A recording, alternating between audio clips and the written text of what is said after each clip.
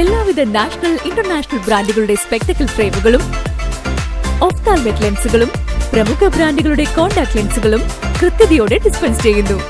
കാഴ്ചയുടെ പൊരുളറിഞ്ഞ പാരമ്പര്യം. Kunnickal opticals, Eramallur.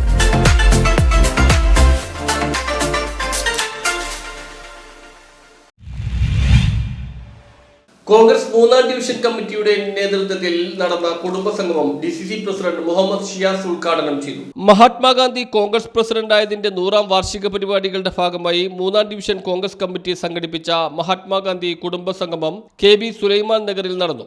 Block president VH Shihabuddin പതാക ഉയർത്തി. DCC പ്രസിഡന്റ് മുഹമ്മദ് ഷിയാസ് ഉദ്ഘാടനം ചെയ്തു.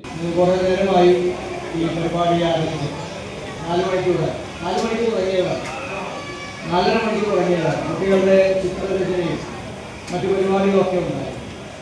ഇവിടെ എല്ലാവരും സൂചിപ്പിച്ചതുപോലെ രാഷ്ട്രപിതാവായ മഹാത്മാഗാന്ധി കോൺഗ്രസിന്റെ പ്രസിഡന്റായിരുന്നു.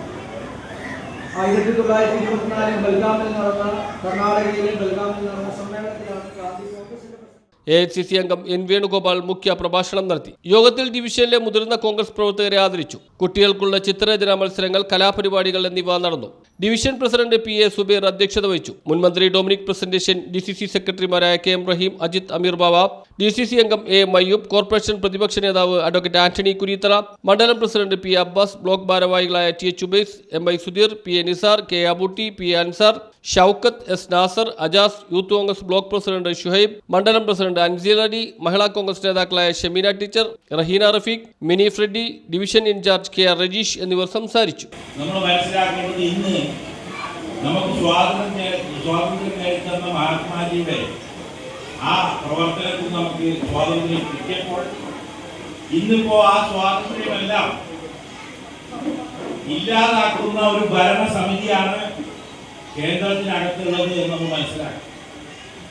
നമ്മൾ ബീഫ് കഴിക്കാൻ പാടില്ല, അതല്ലെങ്കിൽ ഇന്നലെ കഴിക്കാൻ പാടുള്ളൂ എന്നുള്ള നിലപാടെടുക്കുന്ന ഒരു സ്വാതന്ത്ര്യമില്ലായ്മയുടെ വരവ് നമ്മൾ പ്രതീക്ഷിച്ചുകൊണ്ട് അതിന് ശക്തമായ ഒരു തയ്യാറെടുപ്പ് നാം നടത്തേണ്ടതുണ്ട്. അത് ഈ പറയുന്ന നമുക്കറിയാമല്ലോ, ഇപ്പോൾ കേരള സർക്കാർ തന്നെ പല രീതിയിലും നമ്മളെ ബുദ്ധിമുട്ടിച്ചുകൊണ്ടിരിക്കുന്ന കാര്യം. News bureau, Mattancherry.